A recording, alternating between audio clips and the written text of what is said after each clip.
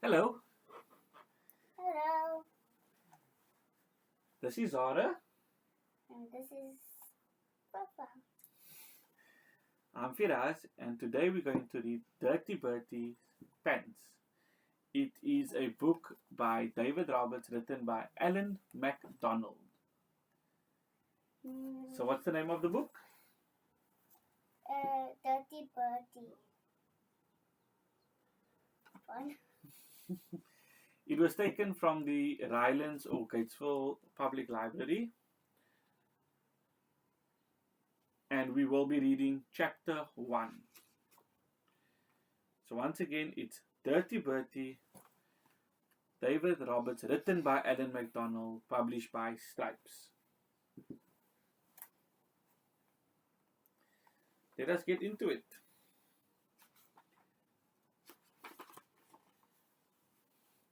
Chapter 1.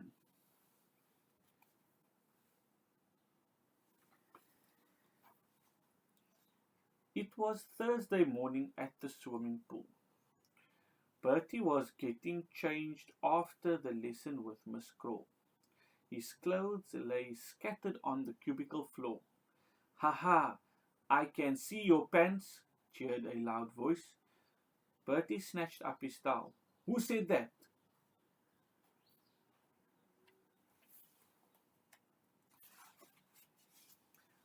"Bertie's wearing blue ones," taunted a sing-song voice.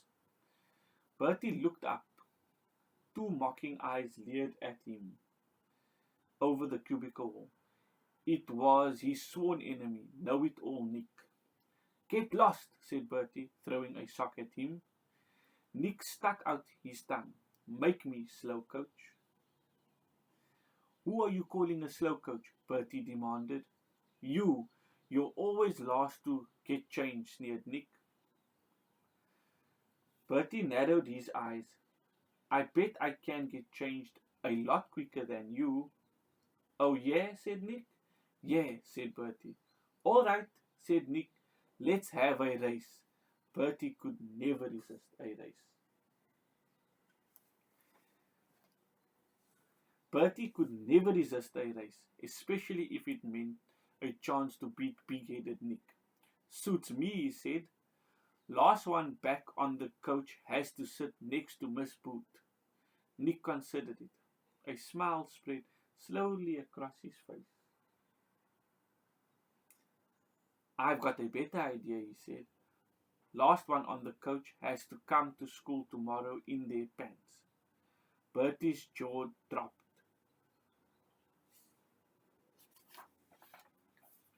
"What's the matter, slow coach? Scared you're going to lose?" sneered Nick. Bertie glared back. "Not a chance." "Okay, shake on it," said Nick. Bertie climbed on the bench and the two of them shook hands. Bertie smiled.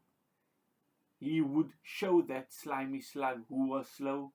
Nick wouldn't see him for dust. Wait till he told his friends about this. Know-it-all Nick coming to school in his pants. Now that would be funny. "Ready?" said Nick through the wall. "Go." Bertie grabbed his trousers and yanked them on. His fingers wrestled with the shirt buttons. Socks next. Where was his other sock? He wasted precious seconds hunting around the floor on his hands and knees. Who needed two socks anyway? One was plenty. He jammed on his shoes, his jumper, his coat. He stuffed his soggy trunks and towel into the bag and burst out of the cubicle. Ah! Bertie tripped over the mop and bucket that someone had left outside the door. In seconds he was back on his feet and racing down the corridor. "Gangway!" he yelled, bargaining between Donna and Pamela. "Sorry, emergency, can't stop." Eugene flattened himself against the wall as Hurricane Bertie tore past. But turning the corner, a gigantic shadow fell across his path. "Bertie!" thundered Miss Boot. "No running in the corridor." "But miss, I—" "Walk, don't run, Bertie, walk." Bertie groaned. He slowed to a walk as Miss Booth watched him like a walk to the front door. Once outside, he flew down the steps, taking them 3 at a time. The coach was waiting in the car park. Almost there, Bertie dived through the door and flung himself into a seat. Yes, I made it, he panted. I'm the first one back. It took so long. Slow coach. What took you so long? Drawled the jeering voice. Bertie gasped. No, it can't be. It wasn't possible. Know-it-all Nick lounged on the back seat. His hair was combed, his tie was perfect, knotted, and wasn't the slightest bit out of breath. Tough luck, Bertie. You lose, he smirked. I am so looking forward to you coming to school tomorrow.